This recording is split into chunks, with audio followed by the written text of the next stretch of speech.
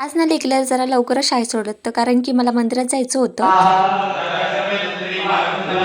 Giorno Samovedo Sarvanaha Saviत्री शांती पुष्टी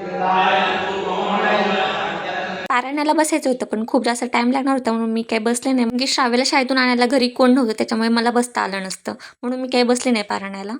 घरी आले, उद्या गुढीपाडवा आहे म्हटलं चला साखरेची घाटी बनवून घेऊयात, म्हणून मी इकडे पातेलं घेतलं. त्याच्यामध्ये एक एक वाटी साखर घेतली आणि अर्धी वाटी पाणी टाकलं आणि छान असं पाक तयार करून घेतला. तोपर्यंत आप्पे पात्राला मी तूप लावून घेतलं, त्याच्यामध्ये दोरा हातरून घेतला.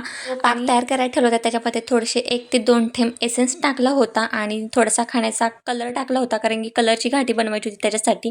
आणि छान असं मिक्स करून घेतलं. त्यानंतर आपला पाक तयार झाले की नाही हे कशासाठी एका वाटीमध्ये पाणी घ्यायचं आणि 2 तारी पाक तयार करायचा असतो. त्यासाठी आपण जो तयार झालेला पाक आहे तो पाण्यामध्ये टाकायचा आणि त्याची तयार होते की नाही हे चेक करायचं. जर गोळी तयार झाली तर समजायचं की आपला पाक बरोबर तयार झाला, म्हणजे जास्त कडकही नाही आणि जास्त पातळही नाही.